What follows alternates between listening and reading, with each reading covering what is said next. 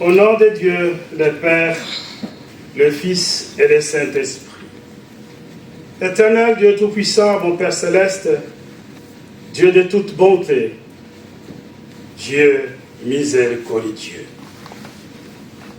Ce matin, ensemble, nous sommes venus auprès de ton autel de grâce, nous, tes enfants que tu as choisis par ta grâce et ta miséricorde. Nous sommes venus en toute reconnaissance pour tous les bienfaits que tu nous as donnés, pour ta bénédiction, ta protection, ton amour, pour la santé, le souffle de vie, bref, pour la vie que tu nous as accordée. Nous voici devant toi en ces lieux, un lieu où toi tu te manifestes en tant qu'éternel, Dieu Tout-Puissant, à travers ta parole, mais aussi à travers tous les actes possibles qui viennent du ciel, car tu es capable d'ouvrir les écluses du ciel pour pouvoir descendre sur tes enfants tout le bienfait qu'ils en ont besoin. Bénis chaque âme ici présente. Bénis notre Dieu Tout-Puissant, nos cœurs qui sont préparés au préalable pour pouvoir écouter ta parole. Bénis toutes nos pensées. Remplis ces lieux de ton esprit, Père d'amour, et chasse tout esprit qui ne confesse par le nom de notre Seigneur Jésus-Christ. Ici, en ces lieux, Père, tu te manifestes à travers l'Évangile. Tu nous fais comprendre que malgré que nous sommes sur cette terre de beaucoup d'afflictions, et toi, tu te pointes souvent à l'horizon pour nous montrer le pays dans lequel ton Fils et toi êtes en train de préparer pour notre bien éternel. Père d'amour, nous te remercions sincèrement pour ce service divin aussi solennel que nous voudrions ici ensemble avec nos bien-aimés qui sont venus du monde et de l'au-delà. Nous savons que lorsqu'ils sont dans ce monde-là, qui est aussi un des mondes qui t'appartient, et aussi ils ont besoin de toi, Dieu d'amour. Ils ont besoin d'être au sein de tous ceux qui nous ont précédés et qui attendent le matin de la première résurrection. Et ce jour, ensemble ici dans la communauté, nous voulons vivre cela à travers tous les actes possibles, mais aussi à travers la parole, à travers la communion. Bénis nos bien-aimés qui sont malades et qui ne sont pas ici avec nous, Dieu d'amour. Sois au plus près de ceux qui sont aussi dans les difficultés parfois de pouvoir discerner la parole de Dieu, afin de continuer toujours à croire, car notre Seigneur Jésus-Christ vient bientôt prendre les siens pour les amener avec lui dans l'éternité. Nous prions pour nos prédécesseurs dans la foi, ces serviteurs que tu as choisis pour qu'ils soient devant la foule, pour conduire le brebis du Seigneur vers le pâturage, les eaux paisibles, afin qu'ils soient en bonne santé spirituellement pour le retour du Seigneur. À nous qui sommes ici présents, Dieu d'amour, donne-nous ta parole et unis-nous dans la prière de tous, Dieu de miséricorde. Exauce-nous au nom de notre Seigneur Jésus-Christ. Amen. Amen. Chers bien-aimés, que la grâce du Seigneur soit avec vous tous ce matin. Je vous lis la parole qui nous a été donnée par l'apôtre patriarche et qui se trouve dans le livre de l'Évangile selon Jean dans son chapitre 10 au verset 27 et 29. Mes brebis entendent ma voix, je les connais et elles me suivent. Je leur donne la vie éternelle et elles ne périront jamais et personne ne les ravira de ma main. Mon Père qui me les a donnés est plus grand que tous et personne ne peut les ravir de la main de mon Père. Jusqu'ici.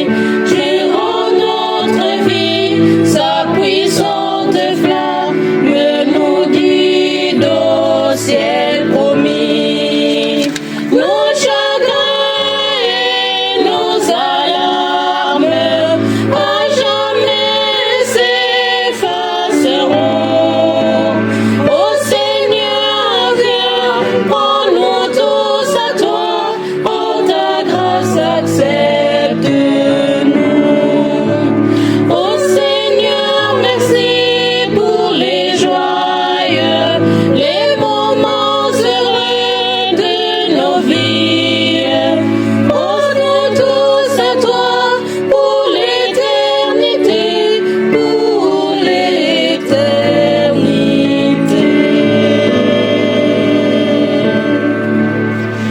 Pour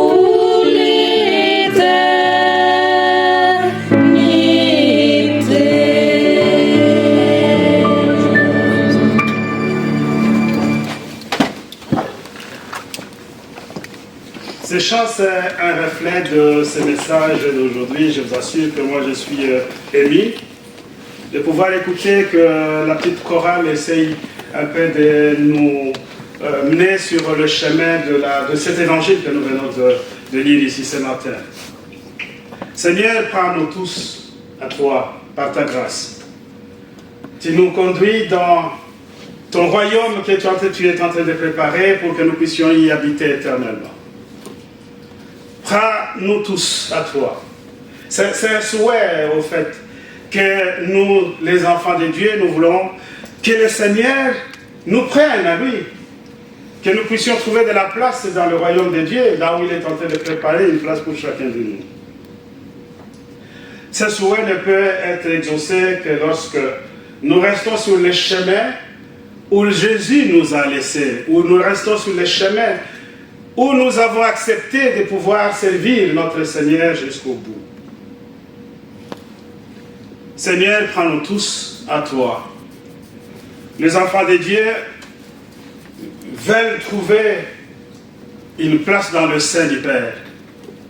Ils veulent trouver de la place dans l'éternité. Quand je parle de l'éternité, je parle du royaume de Dieu, tout simplement, justement. Dans le royaume de Dieu, il y a de la place pour vous tous. Je m'en vais vous préparer une place à chacun de vous, du livre de Jean 14, verset 3. Et je reviendrai auprès de vous pour que je vous prenne, vous tous, qui êtes les miens, afin que nous puissions y habiter ensemble. Et il y a quelque chose aussi de très émouvant, que les choristes ont chanté, que là, nos larmes et nos peines seront définitivement terminées. Il n'y aura pas de larmes, il n'y aura pas de peine. Mais c'est comme le livre d'Apocalypse nous le dit aussi, que le Seigneur, lui, essuiera le larme qui se trouve sur notre front. Combien de fois nous nous mettons à pleurer lorsque nous sommes devant un fait? Combien de fois parfois nous nous arrêtons sur le chemin, nous disons, où est le Seigneur? Où est-ce que tu y es, Dieu? Parce que je ne peux pas traverser cette ombre de la mort. Je veux que tu me viennes en aide, Dieu, parce que c'est à toi que je me confie. Mais tous ces moments de doute que nous avons pu vivre sur la terre, il y aura un terme à cela. C'est lorsque le Seigneur prendra avec lui tout le sien et qu'il les amènera dans les royaumes où il est en train de préparer. Et là, il y aura une serviette de Dieu, une serviette éternelle qui essuiera toutes nos larmes, de larmes que nous avons laissées couler dans ce monde rempli d'affliction, rempli de misère, rempli d'épreuves. Que chacun de nous, lorsque nous avons été à un moment donné dépassés, nous ne savions plus quoi faire. Et en ce moment-là, nous dirons, Seigneur, malgré tout cela, tu nous avais aimés et tu continues à nous aimer. Malgré tout cela, tu nous as donné de la place. C'est par la grâce de Dieu, justement, le chant l'a dit, par ta grâce, amène-nous habiter dans ton sein, dans ton royaume. C'est par la grâce tout simplement. Parce que nous sommes des hommes pécheurs. J'ai bien aimé ce message d'aujourd'hui qui est dans le livre de l'Évangile selon Jean. C'est un message connu de nous tous. Jésus-Christ est le bon berger. Il explique ici ce message disant que Les brebis connaissent sa voix. Et lui, il connaît les brebis. Et en poursuivant, il dit, ils les suivent aussi, ces brebis. Il leur donne la vie éternelle et elles ne périront jamais. Justement, ça coïncide avec ce que je viens de dire tout à l'heure. Périr, c'est dans l'épée du diable. Périr dans les pièges qui sont tendus sur cette terre par le diable, le Satan qui rôde tout autour des enfants de Dieu. Mais Jésus dit, je vous connais, vous êtes mes brebis. Et je ne vous laisserai jamais périr. Au grand jamais, je vous laisserai périr. Parce que je suis avec vous tout le temps. Et mon Père vous connaît. Moi, je vous connais. Mais ce qui est encore frappant ici, il dit, nous connaissons sa voix, la voix du bon berger. Nous connaissons la voix de notre bon berger. Quand on parle de berger, chers bien-aimés, pourquoi est-ce que le Seigneur a pris cet exemple? On retourne un tout petit peu au Moyen-Orient, dans la terre de Jésus-Christ, en Israël. En ces temps-là, vous savez bien que tous ceux-là qui étaient appelés des petits riches, ceux qui avaient des moyens, ils étaient, dans la plupart des cas, des éleveurs de brebis, des moutons. Et ces gens-là, ils savaient bien élever les moutons. Ils savaient bien contrôler les moutons, malgré la quantité. Quoi qu'il arrive, chaque bête était identifiée. Ici, nous voyons aussi parfois dans certaines fermes ici en Europe, il y a des bêtes et vous passez, bon, je n'ai jamais côtoyé le fermier comme tel ou la ferme comme telle, mais en passant peut-être dans le village, vous pouvez voir, il y a une ferme, il y a des animaux, et des animaux qui ont des signaux dans leur corps. Et parfois des noms écrits sur leur corps.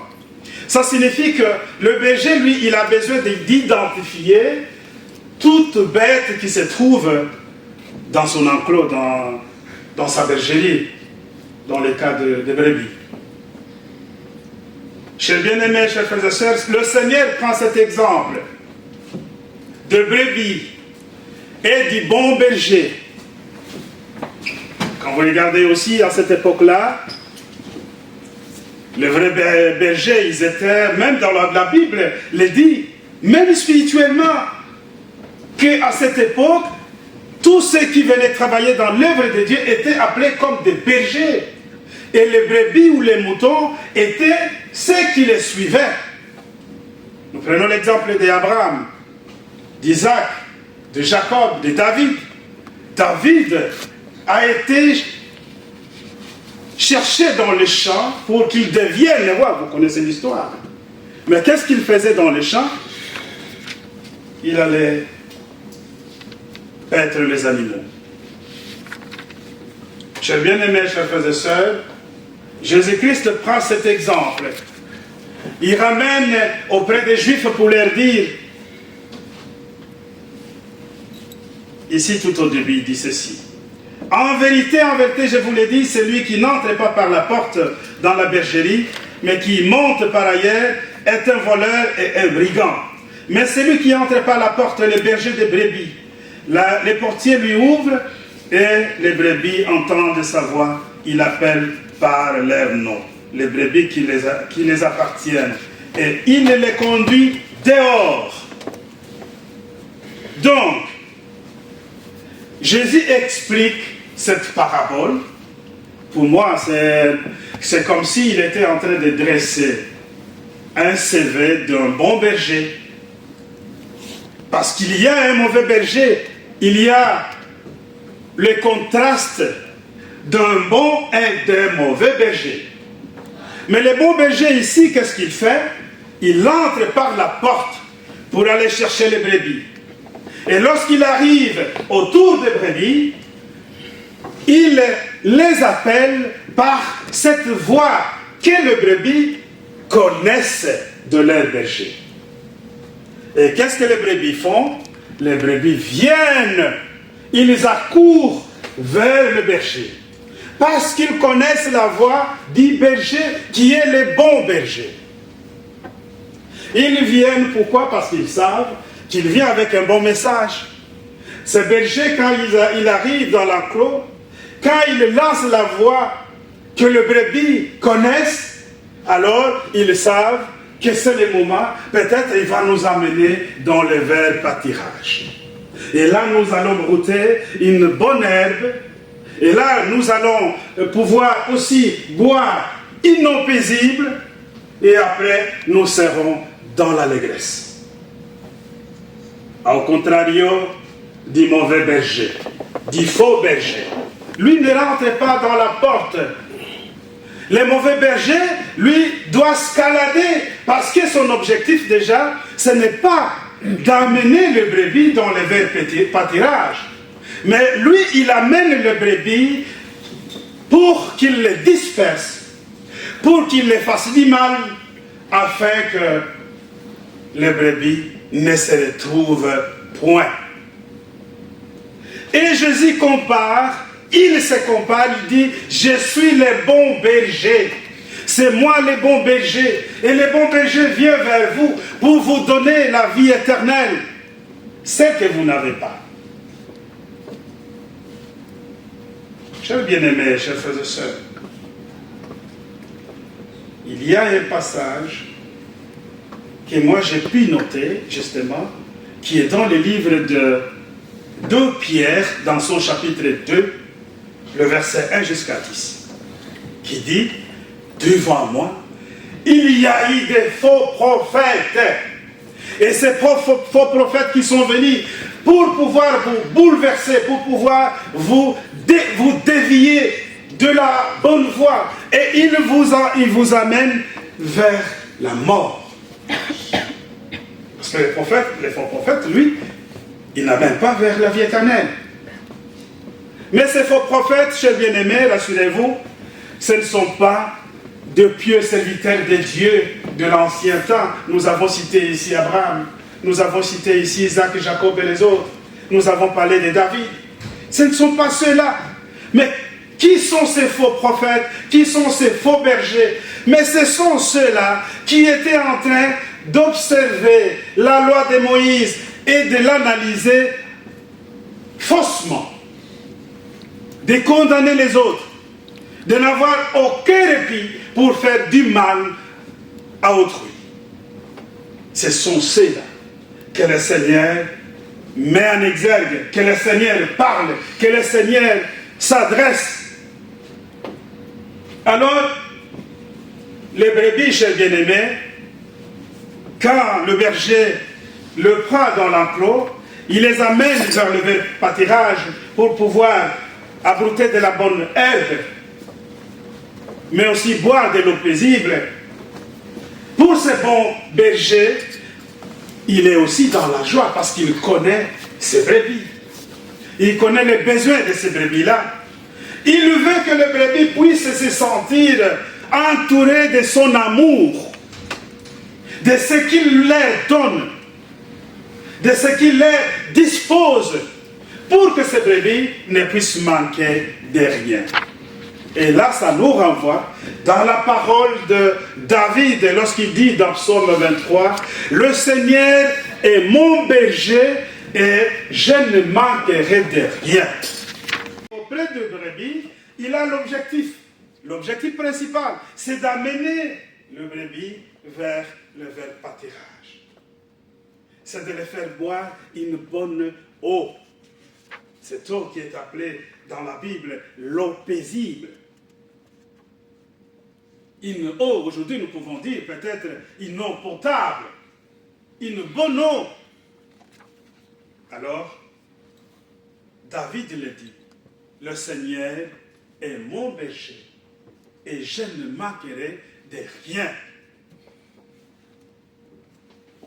Chers bien-aimés, chers frères et sœurs, ce message de David rassure aussi tous ceux en ce moment qui veulent être la brebis du Seigneur. Écoutez ce que David dit.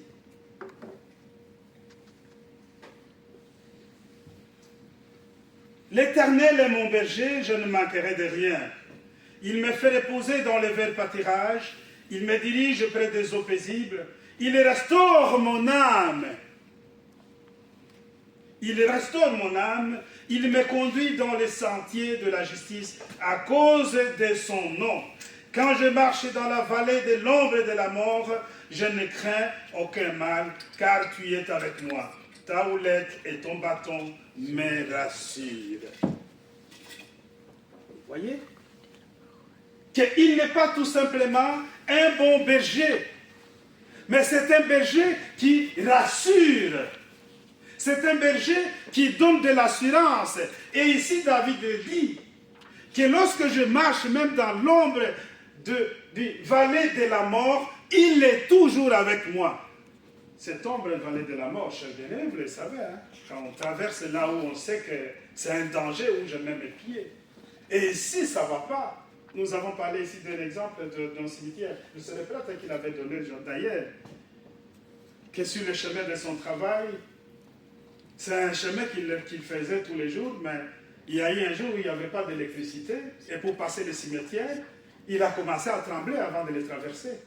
Et vous savez cet exemple, que ce jour-là, il n'a pas traversé le cimetière comme d'habitude, il a traversé en courant. Peut-être qu'il pouvait aussi heurter quelque chose de mal et casser sa jambe. Mes chers bien-aimés, chers frères et sœurs, la traversée de l'ombre dans la vallée de la mort, le Seigneur, il est toujours notre appui, il est notre assurance. Il a mis son projecteur sur nous. Il nous protège. C'est ce que dit ici David. Pourquoi? C'est parce qu'il est le bon berger. Il n'est pas le mauvais. Ce n'est pas le faux berger. Ce n'est pas celui qui vient chercher à nous, j'utilise le terme amadouer peut-être. Mais qu'est-ce que nous voyons aujourd'hui? Je vais prendre l'exemple de certaines églises. Je vais donner les caractéristiques de ce prédicateur. Vous voyez qu'ils sont là, en train de prêcher la bonne nouvelle, c'est vrai, mais il y a un objectif qui est lucratif. Ils veulent gagner leur vie sur cette terre.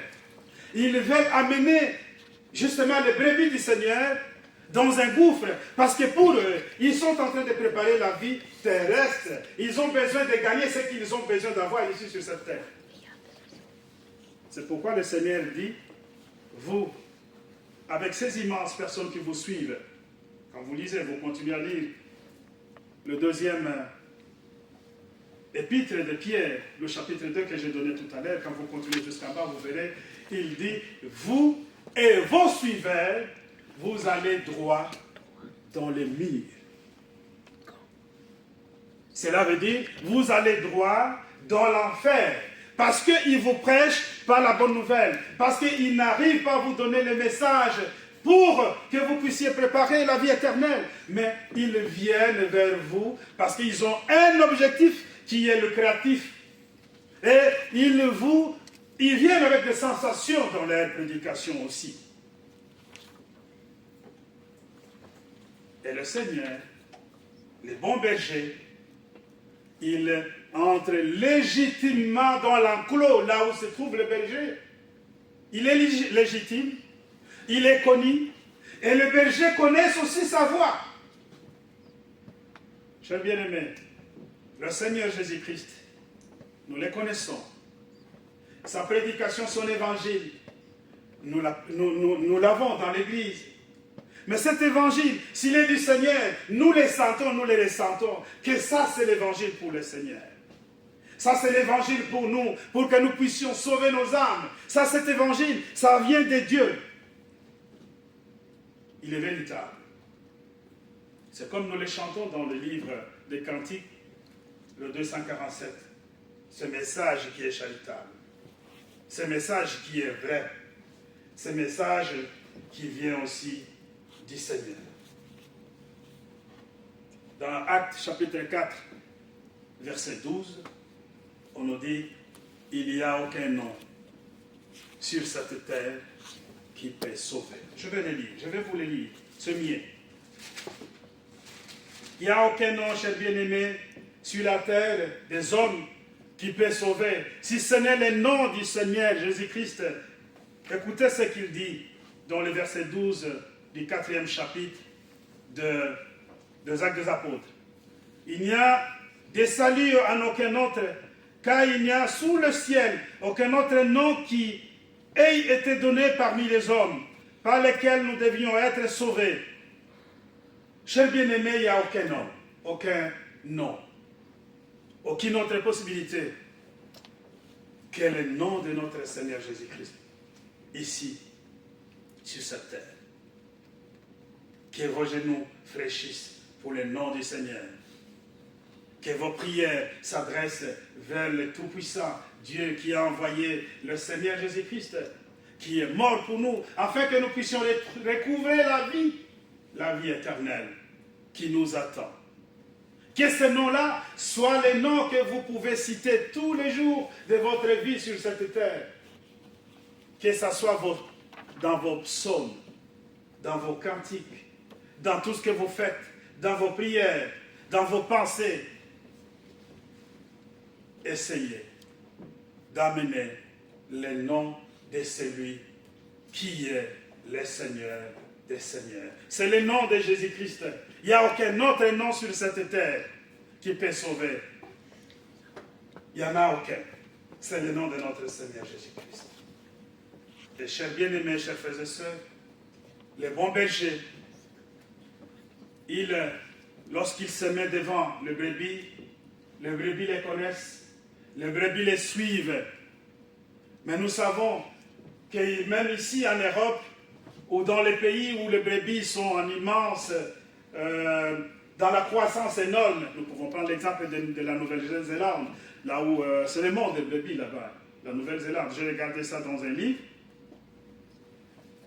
En Afrique, on a quand même quelques pays, je crois c'est le Nigeria, qui est en avance avec l'élevage des brebis, mais aussi l'Afrique de l'Ouest.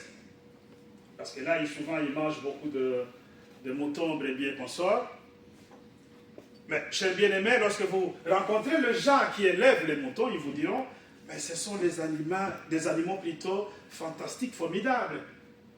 Ce sont des animaux que lorsque tu leur donnes une discipline, ils acceptent, ils sont avec toi. Mais ce sont les animaux qui ne viennent pas vers les inconnus. Un inconnu, il peut essayer un peu d'adapter la voix du berger. Venir dans l'enclos, essayer un peu d'appeler les moutons ou le brebis. Par curiosité, peut-être, ils peuvent regarder tout simplement. Mais ils ne vont pas venir. Hein. Ils vont dire, ah, il y a un problème, ce n'est pas lui, notre maître.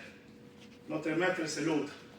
Et lorsque le maître apparaît, le berger arrive, il suffit de donner les coups de sifflet, le message qu'ils les reconnaissent, alors les brebis se mettent en filet d'hier. Ou soit ils accourent vers lui, et lorsqu'il l'oriente vers un autre pâturage, ils sont derrière lui. Chers bien-aimés, chers frères et sœurs, l'Église de Christ a un vrai pâturage qui est sa parole. L'Église de Christ a les eaux paisibles qui est son évangile. Vous venez autour du Seigneur, vous venez devant son autel de grâce, vous vous mettez à regarder le Seigneur qui vous donne les orientations nécessaires pour votre vie éternelle. Et le Seigneur vous amène paisiblement dans le vrai pâturage de son évangile. Le Seigneur vous enseigne ces choses que vous ne pouvez pas avoir sur cette terre des hommes.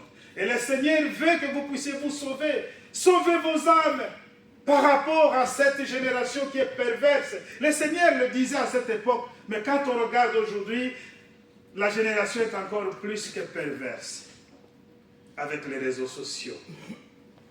Parfois aujourd'hui, les gens disent, moi je ne vais pas à l'église, pourquoi? Parce que lorsque je tape quelque part, il y a quelqu'un qui est en train de prêcher. C'est aussi le message du Seigneur. C'est la même chose comme ceux qui sont allés à l'église. Je vous assure, ce n'est pas la même chose. Déjà, la chaleur de la communion des enfants de Dieu dans la communauté, c'est différent de ce que toi, tu es en train de regarder chez toi à la maison. Et ensuite, le pardon des péchés, vous le laissez avec qui?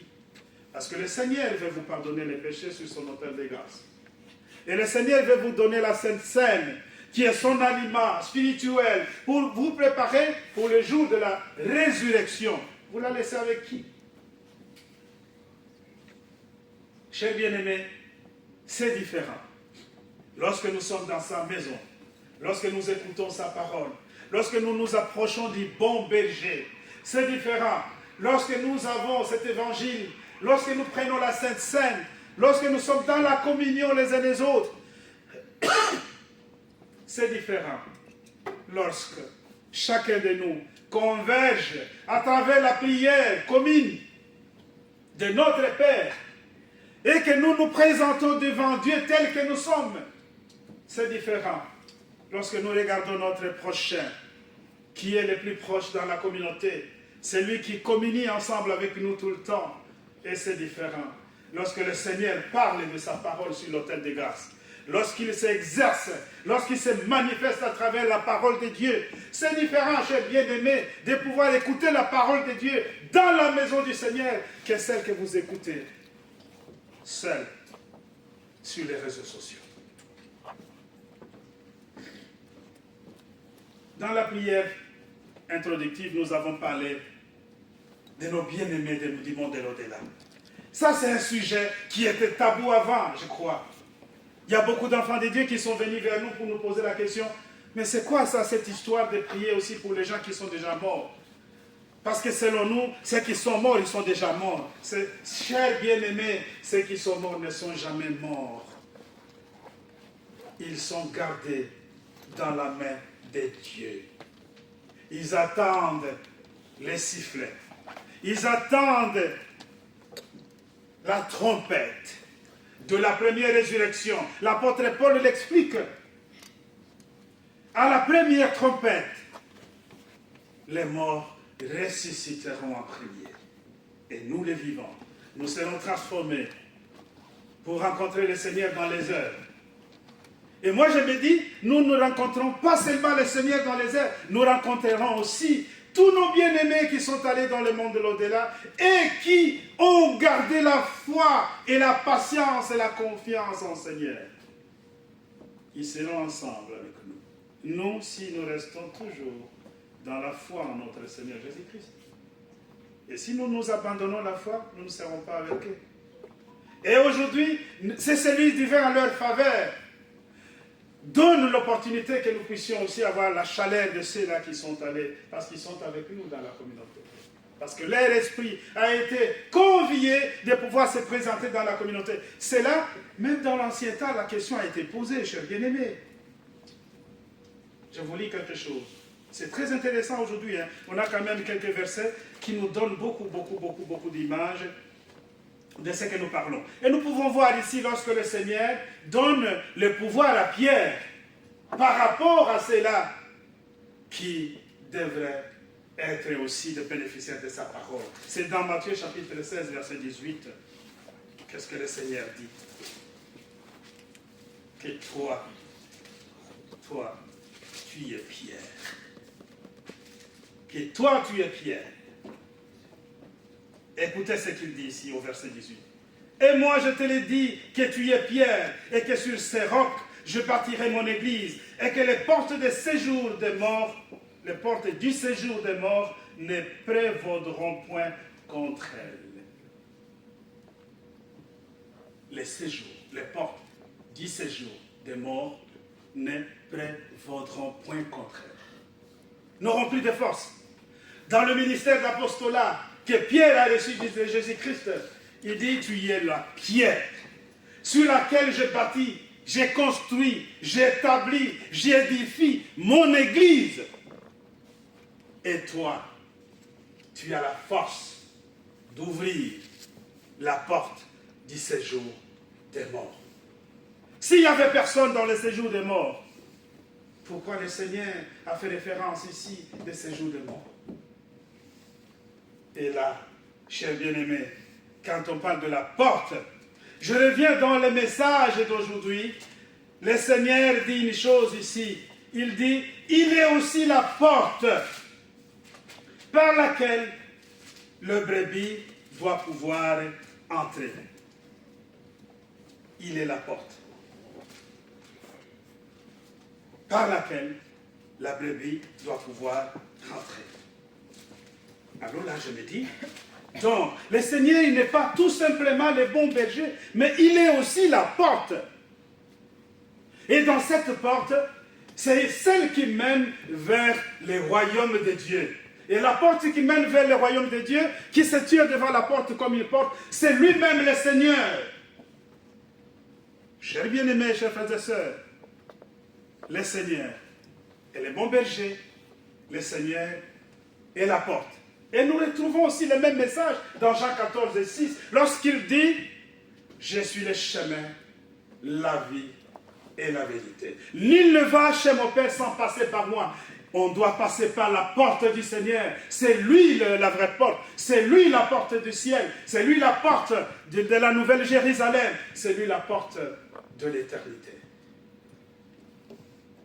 Et lui veut que nous puissions passer par celle-là. Chers bien-aimés, chers frères et sœurs, c'est pourquoi aujourd'hui, nos bien-aimés qui sont venus, qui ont écouté la parole, cette parole ensemble avec nous, ils sont contents, je le sais. Ils sont tellement contents de pouvoir participer à ces services divins. Ils sont contents d'être au milieu de nous. Ils sont contents de pouvoir écouter encore une fois de plus la parole de Dieu, parce qu'ils n'en ont pas tout le temps l'occasion de pouvoir venir. Parce que là où ils se trouvent, c'est par la grâce du Seigneur, c'est par l'amour de Dieu qu'ils s'y trouvent. Mais aussi Dieu veut que de temps en temps qu'ils viennent vers l'autel de grâce. Vous connaissez l'histoire d'Abraham avec l'homme riche. Au milieu, il y avait Lazare. Et lorsque l'homme riche demandait de l'eau, là où je suis, c'est difficile. Est-ce que je peux avoir une goutte d'eau parce que ça ne va pas pour ma gorge?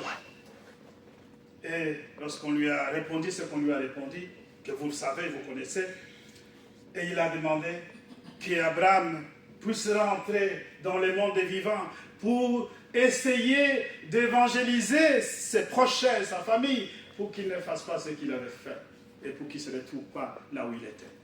Et Abraham avait dit, l'autel de grâce se trouve là où ils sont. Ils peuvent aller vers les serviteurs de Dieu. Vous avez la chance, il y a l'autel de grâce devant vous. Vous avez des serviteurs de Dieu qui prêchent la bonne nouvelle, la bonne parole. Et vous en profitez, parce que c'est le moment d'en profiter et de demander le pardon des péchés, le pardon de vos péchés. Et comme ça, vous êtes dans l'espérance du Seigneur Jésus-Christ. Vous écoutez le bon berger qui vient vers vous, qui vous donne sa parole, qui veut que vous puissiez avoir de la bonne nourriture qui vient du ciel et que vous puissiez aussi préparer votre vie future. Chers bien-aimés, chers frères et sœurs, je crois que c'est très important, c'est très très nécessaire que ce service divin ait lieu. Ce service divin puisse avoir lieu pour nous, mais aussi pour nos bien-aimés. Et ce que nous avons appris ici aujourd'hui du bon berger, que ce berger-là, qui ne se fatigue pas, qui ne laisse jamais abandonner ses brebis, il n'est pas comme un voleur ou un brigand, parce que ceux qui sont venus avant lui, dit le livre de Jean ici que nous avons lu, que ceux qui sont venus avant lui n'étaient que des brigands et des voleurs. Et lorsqu'on va regarder sur l'explication plutôt du voleur et du brigand, vous verrez qu'un voleur, c'est celui qui vole tout simplement, un peu, pas avec beaucoup de menaces, mais un brigand, c'est celui qui porte avec lui des armes pour voler. Voyez, donc dans l'œuvre de Dieu, il y a même des voleurs et il y a même des brigands, parce que le Seigneur l'explique. Ceux qui sont venus avant moi, c'était des voleurs, c'était des brigands. Mais moi qui vous l'ai dit, je suis venu comme un bon berger.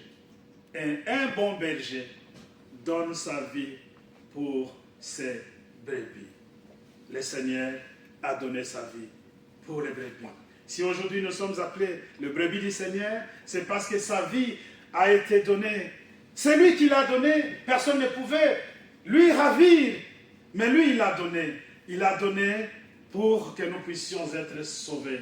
Et le bon berger a donné sa vie pour que nous, ces brebis, nous puissions être sauvés. Amen. Amen. Je vais appeler le prêtre. Je vois que le prêtre est passé les derrière, mais bon, voilà, c'est pas grave. Le prêtre peut nous dire quelque chose que Dieu a mis dans son cœur pour quelques 2-3 minutes. Et la chorale, un chant.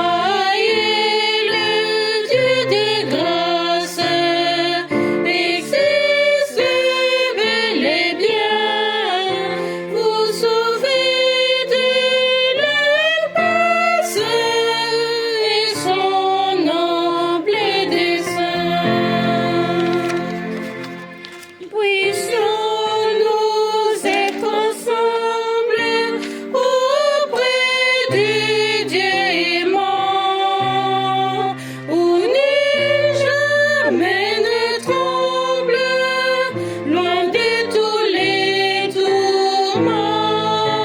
C'est sur le Dieu de grâce, existe bel et bien, vous sauver de l'impasse et son noble dessein.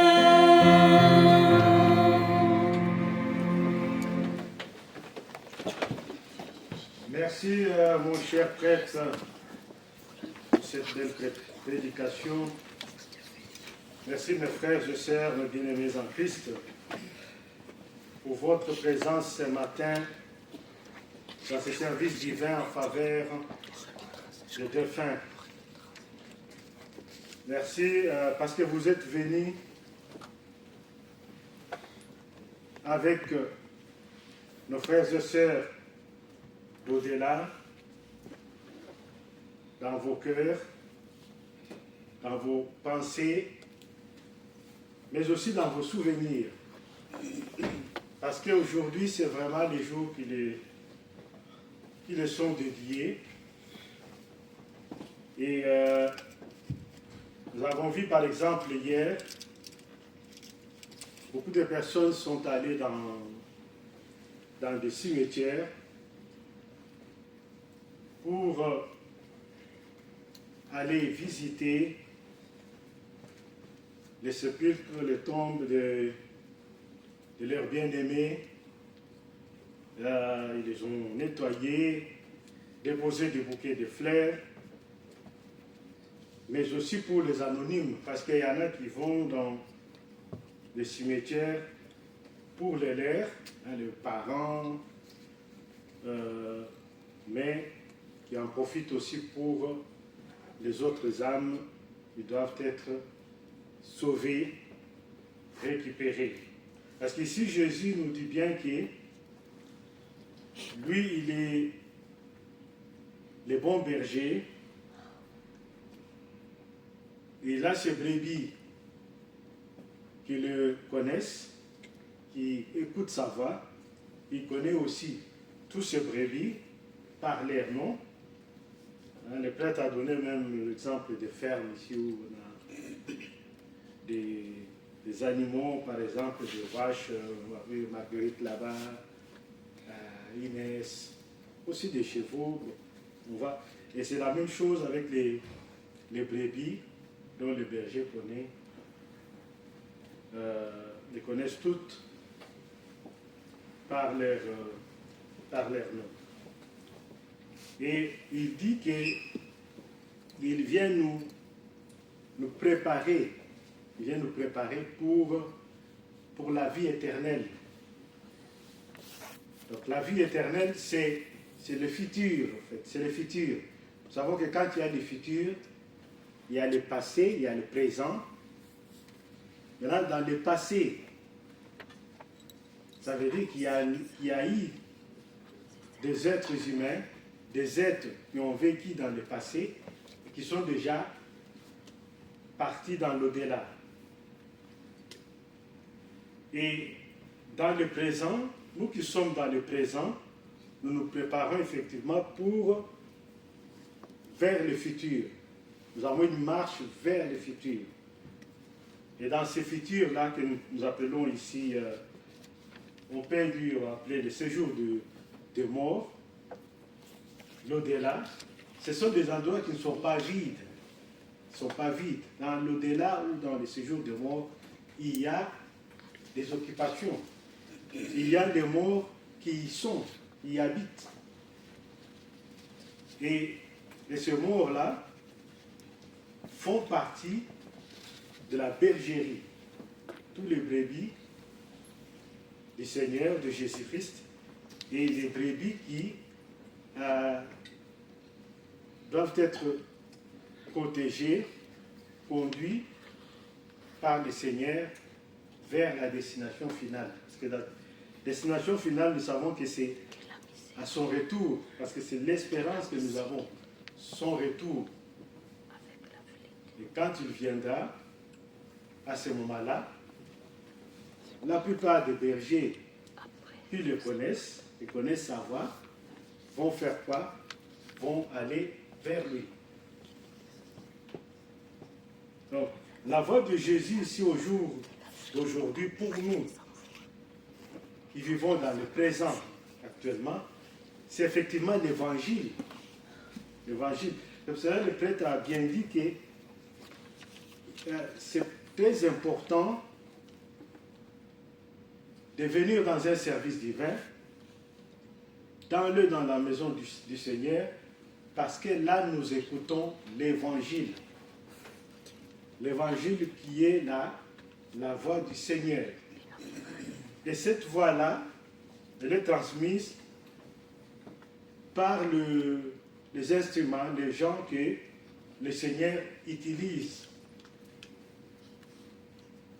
Tout simplement comme des moyens de diffusion de sa parole. Parce que lui-même, présentement, il ne peut pas être là, comme à ses débuts dans l'ancien temps, en train d'enseigner dans des temples.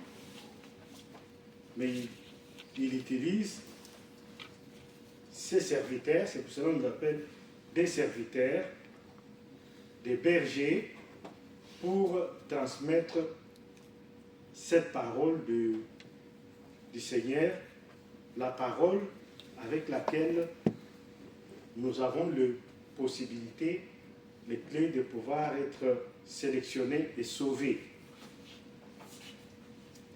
Dans l'évangile ici de Jean au début, Jésus c'est pour marcher dans les temples en Jérusalem. Et les Juifs, comme ils ne savaient pas toujours comprendre qui était Jésus, ils avaient beaucoup de confusion dans leur tête. Ils ne comprenaient pas c'est qui, qu'est-ce qu'il est, mais pourquoi il ne se dévoile pas, pourquoi il dit, les uns pensaient peut-être qu'il était le Messie, l'enfant et puis il y en a qui disaient que mais, ce garçon, il a l'air d'être troubadour, il nous embrouille, mais nous voulons savoir un peu qui il est. Qui il est. Et Jésus leur disait, mais malgré tout ce que j'ai fait, vous avez vu tout ce que j'ai fait. Jésus a fait beaucoup de miracles, tant de miracles, ils ont vu, nous avons vu Jésus donc a guéri les aveugles, le paralytique, il a ressuscité les morts, il a fait beaucoup de choses qui personne autre que celui qui avait un certain pouvoir de Dieu pouvait faire. Mais malgré ça, ça ne les avait pas beaucoup convaincus. Et plus qu'il disait qu'il était venu pour sauver les âmes préparées pour la vie éternelle, les scribes, les pharisiens et consorts, les juifs, pensaient qu'il était en train de pécher, commettre un péché grave, qu'il était en train de blasphémer. Et ils étaient même au point de les lapider. Et Jésus leur disait, mais bon, si vous voulez me lapider, alors celui qui veut donc me jeter une pierre pour l'un ou l'autre des actes que j'avais posés, qui se souviennent, qu'il les fasse. Donc, eh bien, il n'y avait personne, parce que tout le monde a ses souvenirs d'effectivement, ça peut être qu'un enfant de Dieu. Peut-être que le Fils de Dieu. Parce que ce qu'il a fait, personne d'autre ne l'avait fait auparavant, ne pouvait pas le faire. Donc ici, tout simplement, il les a fait comprendre que vous n'avez pas aucune autre possibilité d'accéder au Père sans passer par moi. Nous nous souvenons de ce passage qui dit que Jésus est le chemin, la vérité et la vie. Et ce qui est valable pour nous, pour ceux qui nous ont déjà précédés, et ceux qui viendront après nous, jusqu'au retour de Jésus, notre Seigneur, notre Sauveur. Amen. Amen. Je suis le chemin, la vérité et la vie. Et moi, je me mets à la porte. Tous ceux qui veulent se sauver viennent vers moi, car je suis le Seigneur. Je suis le bon berger. Et le bon berger, il donne sa parole, en l'occurrence du pâturage de berger de brebis. Le Seigneur nous donne sa parole comme cet évangile que nous broutons dans la maison de Dieu pour pouvoir alimenter notre vie éternelle. Et, chers bien-aimés, il n'y a aucun nom sur cette terre qui nous est donné, qui peut sauver, qui peut nous sauver, que le nom de notre Seigneur Jésus-Christ. Et que ce nom donne le salut, donne la vie éternelle, mais aussi rassure les enfants de Dieu, quoique qu'ils passent les moments difficiles sur la terre, mais il y a un espoir qui est mis dans les cœurs des enfants de Dieu. C'est leur Seigneur. Il est toujours là. Il ne les abandonne pas. Il veille sur eux comme le bon berger veille sur le brebis. Il les accompagne à chaque fois parce que le brebis ne marche pas tout seul. Je suis toujours avec vous. Tous les jours jusqu'à la fin du monde, disait-il à ses disciples. Allez, faites de toutes les nations mes disciples. Mais sachez que je suis avec vous. Je ne vous abandonne pas jusqu'à la fin du monde. Le monde n'a jamais encore pris fin, chers bien-aimés. Le Seigneur est toujours avec ses disciples, avec ses serviteurs, mais aussi avec les enfants de Dieu. Ceux qui les craignent, ceux qui les servent, ceux qui sont auprès de lui, ceux qui viennent à l'église, ceux qui forment la communion, et ceux qui disent, le Seigneur est mon Dieu et mon Sauveur. Il est mon bon berger, je ne manquerai de rien parce que je suis toujours avec lui. Ceux qui n'ont pas la honte de les témoigner devant les gens. Ceux qui disent, je suis un enfant de Dieu. Mais rien ne peut m'arrêter. Vous savez, parfois on est surpris, on essaye un peu de cacher notre identité spirituelle, mais quelque part, nous sommes découverts par quelqu'un qui nous dit, eh, mais toi, je te vois comme si tu vas à l'église. C'est une question banale peut-être, mais tu ne sais pas que cette personne est même si tu es en train de fauter, hein, même si tu as commis des petites fautes, mais la personne n'a pas regardé toutes les fautes que toi tu as commises, mais il te dit, mais je crois que toi tu vas aller. Parce qu'en toi, il y a quelque chose qui brille, cher bien-aimé. En toi, il y a quelque chose qui démontre aux autres que tu es un enfant de Dieu. Même si tu te caches dans ton habillement. Même si au milieu de ceux qui font la fête, tu es là en train de faire la fête. Même si au milieu de ceux qui ne veulent pas venir à l'église, toi tu es au milieu d'eux, tu te caches, tu dis, aujourd'hui moi je ne suis pas à l'église, je fais comme les autres aussi. Il y a aussi de temps en temps, il faut prendre un peu de l'air. Oui, prenez de l'air. Mais le Seigneur est toujours là avec toi. Il te regarde. Il dit, tu es mon enfant. Et je veux que tu te sauves. Et au milieu de tout cela, il y a toujours quelqu'un qui te dit, malgré tout ça, moi je trouve que toi tu vas aussi à l'église. Hein. Tu commences à te poser des questions. Comment tu le sais? Moi-même j'ai été surpris à des questions comme ça, vous le savez. Mais ça ne veut pas dire que j'étais à un mauvais endroit. Hein.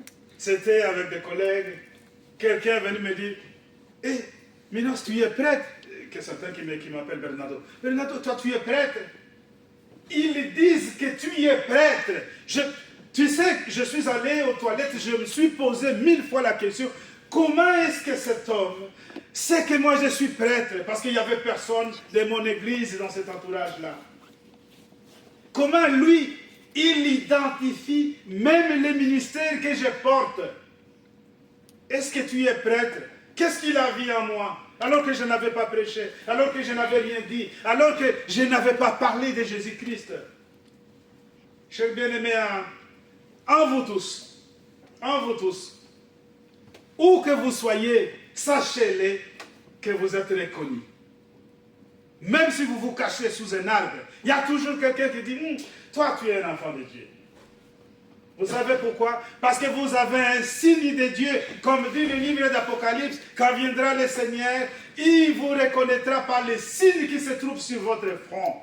Vous savez que vous avez un signe sur le front que vous portez, et que ce signe, ce n'est pas, vous ne l'avez pas eu parce que vous avez la chance. Non, c'est parce que la grâce du Seigneur est tombée en vous, et que le Seigneur a mis sa main sur vous, et que ce signe vous accompagne tous les jours.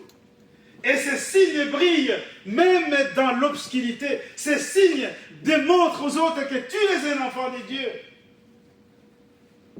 Même si tu restes à la maison autant de mois, autant d'années, et que tu ne viens pas à l'église, ces signes-là t'accompagnent, ces signes-là toujours te disent tu es un enfant de Dieu, et Jésus t'aime, il veut que tu viennes vers lui, parce qu'il est le bon berger, c'est lui qui donne le vrai pâturage, la vraie information dans l'évangile, c'est lui qui donne la vraie parole, parce qu'il est la vérité et la vie.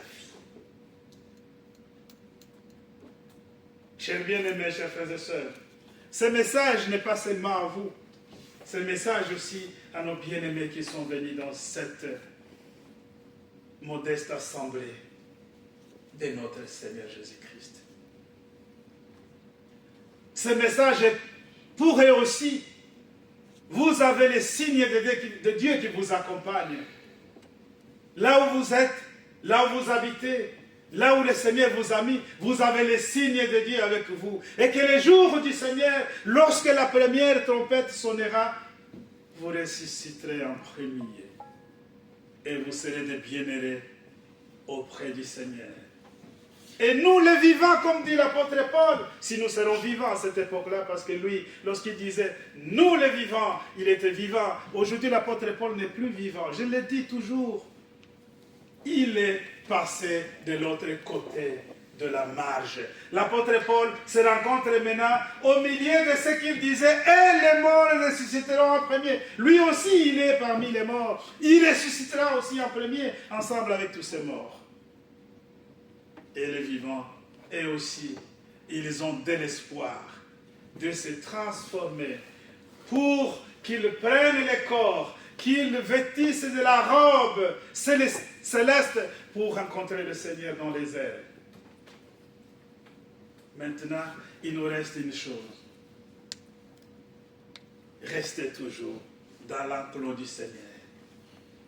Écoutez toujours sa voix du bon berger.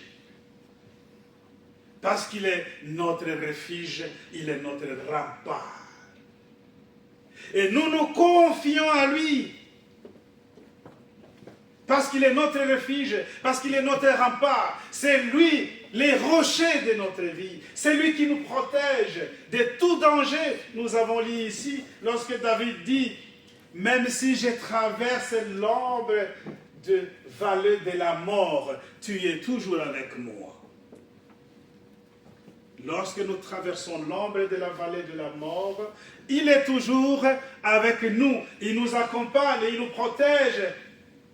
Et son projecteur nous illumine sur notre chemin.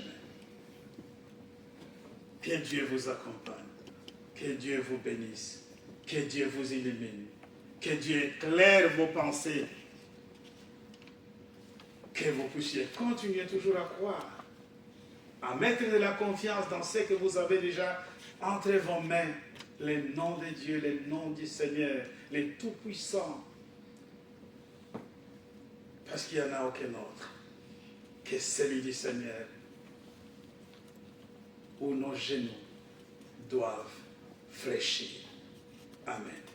Amen. Nous avons la Sainte Seine. C'est aussi un vrai pâturage aujourd'hui avec la Sainte Seine, chers bien-aimés. Je vous assure que le Seigneur n'avait pas fait un travail à moitié. Il a regardé parmi ses apôtres et il dit, mais si je ne vous laisse pas cette manifestation de la Sainte Seine, cette institution, vous risquerez d'être un peu éparpillés, mais je vous mets ensemble autour d'un repas. Et ce repas, je crois qu'au début, les apôtres, ils ont ils ont fait une petite confusion, l'apôtre Pierre et les autres apôtres. Ils ont appelé tout le monde pour habiter l'assemblée, pour amener tout ce qu'ils avaient. Ils avaient vendu leurs propriétés, ils ont amené, ils ont mis ensemble les moyens pour pouvoir vivre ensemble. Ce n'était pas ça que le Seigneur avait demandé. Et vous avez vu que c'était parti vite en cacahuète. Et là, ils se sont souvenus, non, ce que le Seigneur a institué, c'était la Sainte Seine qui nous mettait toujours ensemble. Et cette Sainte Seine, c'est en sa mémoire. C'est le pain et le vin qu'il avait rendu son corps et son sang pour que les enfants de Dieu puissent prendre ensemble dans la communion pour se souvenir de notre Seigneur Jésus-Christ. Pour cela, nous allons pouvoir chanter un cantique. Les cantiques, c'est lequel qu'on avait choisi? Le 285.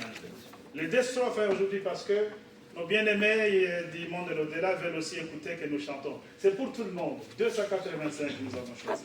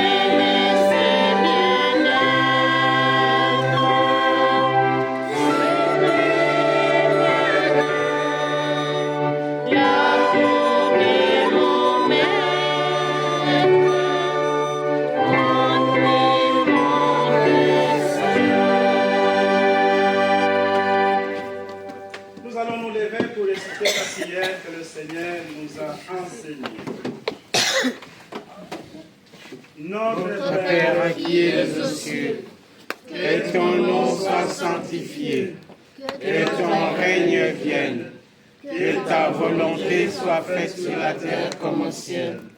Donne-nous aujourd'hui notre pain quotidien. Pardonne-nous nos offenses, comme nous pardonnons à ceux qui nous ont offensés. Ne nous induis pas en tentation, mais délivre-nous du mal. Car c'est à toi qu'appartiennent, dans tous les siècles, le règne, la puissance et la gloire. Amen. Selon la mission que j'ai reçue de l'apôtre et mon mandant, je vous annonce la bonne nouvelle. Au nom de notre Seigneur Jésus-Christ, le Fils du Dieu vivant, vos péchés vous sont pardonnés. La paix du ressuscité soit avec vous. Amen. Amen. Éternel Dieu de toute bonté, bon Père céleste, en ces moments de pardon des péchés, ensemble avec nos bien-aimés de l'au-delà, nous te disons merci, Père d'amour, puisque tu nous as donné l'opportunité d'être dignes de nous asseoir sur la table du Seigneur pour prendre le corps et le sang de notre Seigneur Jésus-Christ. En sa mémoire, notre Dieu Tout-Puissant, nous nous confions à toi et nous voulons te rester toujours fidèles, écoutant ta parole et célébrant la Sainte Seine dans ta maison. Donne-nous cette Sainte Seine avec beaucoup de joie, Dieu d'amour. Protège-nous et donne-nous mieux et plus que nous pouvons te demander en parole. Exauce-nous au nom de Jésus. Amen. Amen. Nous allons célébrer la Sainte Seine.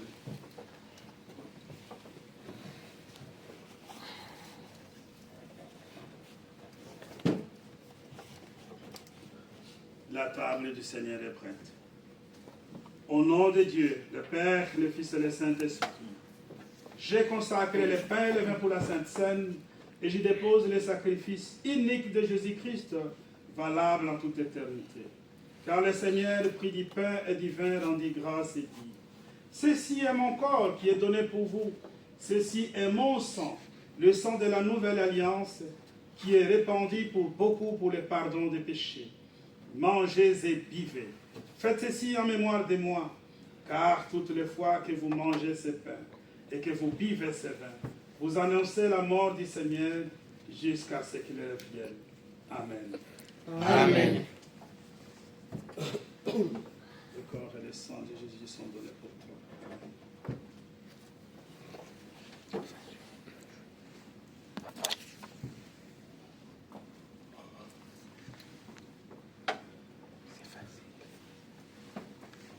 Prenez place, s'il vous plaît.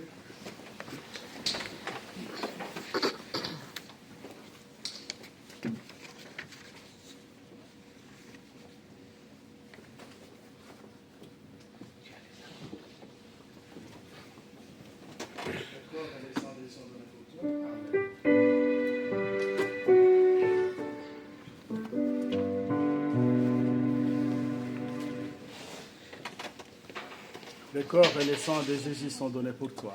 Amen. Le corps et le sang de Jésus sont donnés pour toi. Le corps et le sang de Jésus sont donnés pour toi. Le corps et le sang de Jésus sont donnés pour toi. Le corps et le sang de Jésus sont donnés pour toi. Le corps et le sang de Jésus sont donnés pour toi.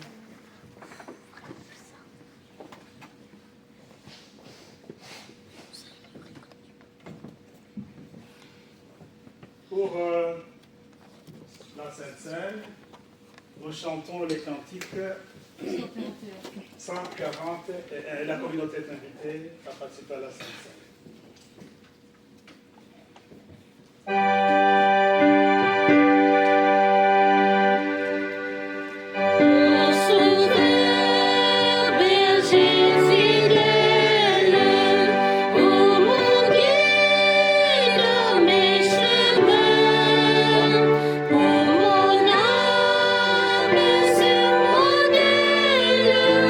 Je marche de notre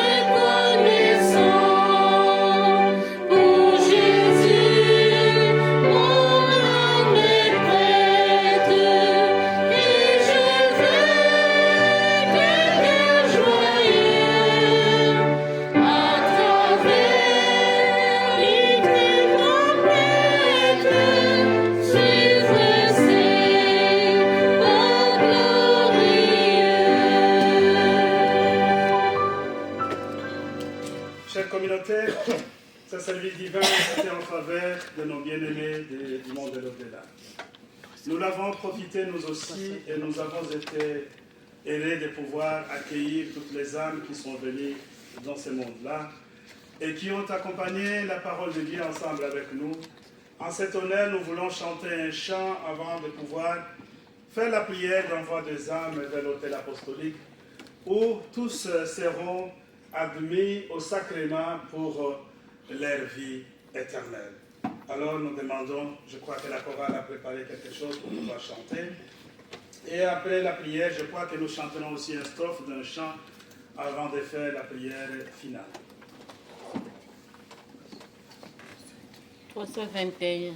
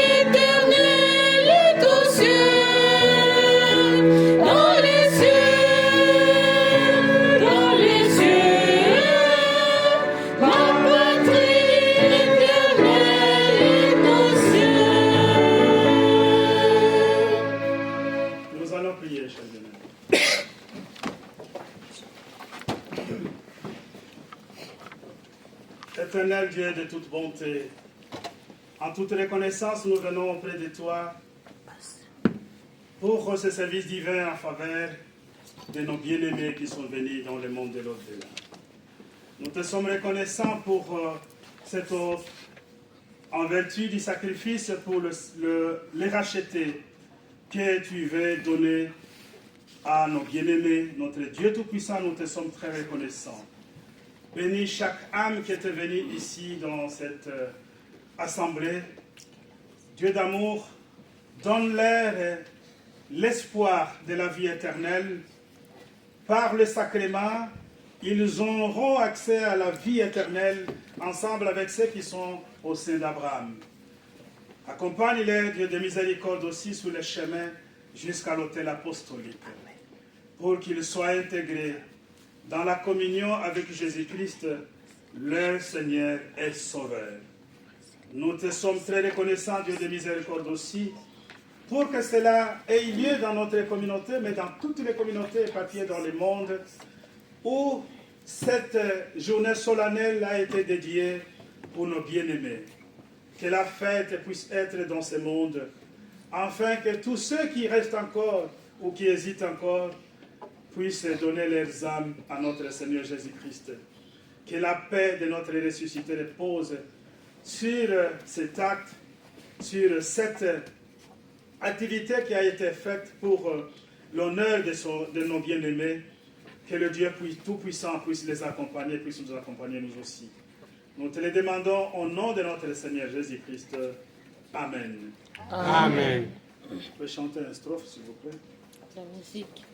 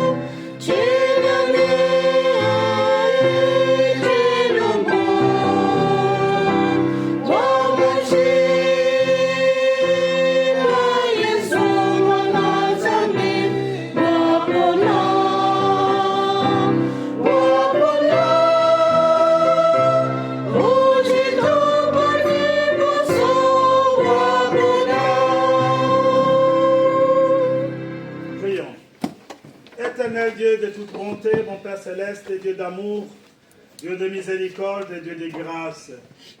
Ce dimanche solennel, nous te sommes reconnaissants pour ce que tu nous as accordé. Non seulement la parole, mais aussi tu as fait en sorte que nous puissions vivre, nous puissions cohabiter avec nos bien-aimés qui ont été ensemble avec nous dans cette communauté pour écouter ta parole, mais aussi qui ont pris la direction de l'autel apostolique pour les sacrements et la paix du Seigneur dans leurs âmes. Dieu de miséricorde, c'était un grand service divin qui nous a encore rappelé notre vie future, mais aussi qui nous a dit, nous avons un berger qui est bon, le bon berger qui nous donne le message, que nous reconnaissons nous aussi, mais il nous connaît par notre nom. Il cite nommément chacun d'entre nous et il nous conduit vers le vert pâturage et les eaux paisibles. Il nous a donné la possibilité de pouvoir encore une fois de plus de nous regrouper dans son enclos qui est l'Église, afin que nous puissions regarder vers le ciel, d'où nous vient toujours de l'aide. Bénis chaque âme ici présente, bénis chaque enfant de Dieu et de miséricorde. Donne-nous aussi la paix, l'amour et la bonne compréhension de ta parole lorsque nous la recevons dans ta maison pour que nous puissions la pratiquer aussi. Dieu d'amour, protège tes enfants sur le chemin du retour. Bénis-nous aussi, notre Dieu de miséricorde.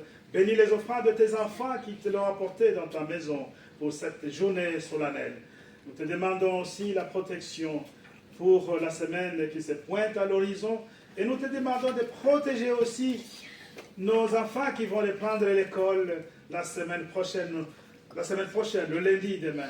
Nous voulons, Dieu d'amour, que tu sois avec chacun d'entre eux dans tout ce qu'ils font, dans leurs études. Nous te demandons aussi de protéger, de bénir nos jeunes et toute la communauté aussi, afin que nous puissions être toujours unanimes dans le travail de notre Seigneur Jésus-Christ pour notre vie de foi. Et nous voulons être aussi, notre Dieu, ceux qui cohabitent ensemble dans la parole, mais aussi dans les actes, dans nos œuvres. Nous voudrions travailler encore plus pour amener vers toi les autres brebis qui sont perdues. Car tu as dit, qui est ce berger qui est content lorsque dans ses 100 moutons, dans ses 100 brebis, il a perdu une. Il va abandonner les 99 et il ira chercher la brebis perdue. Et lorsqu'il aura cette brebis perdue, il fera la fête ensemble avec tous les autres. Dieu d'amour, nous voulons que tous ces brebis qui ont été déclarés perdus par la puissance de ton nom, qu'ils reviennent vers toi, qu'ils te reconnaissent, toi le seul et l'unique vrai Dieu, et qu'ils te célèbrent dans leur cœur, et qu'ils se fassent du bien en t'écoutant toi et en mettant dans leur cœur ta parole. Bénis les activités de tes enfants, bénis le travail qu'ils font, notre Dieu Tout-Puissant, soit-elle spirituelle ou matérielle, soit avec chacun d'entre eux. Dieu d'amour, il y en a qui sont malades, qui ont besoin de la guérison. Tu en es capable. Nous ne pouvons pas te donner les ordres. Tu connais dans quel moyen, dans quel moment tu pourras sauver, tu pourras guérir chacun d'entre eux. Et nous les confions entre tes mains. Donne-nous mieux et plus que nous pouvons te demander en parole. Et nous te les demandons au nom de notre Seigneur Jésus-Christ. Amen. Amen. Que la grâce du Seigneur Jésus-Christ, l'amour de Dieu le Père et la communion du Saint-Esprit soient avec vous tous. Amen. Amen.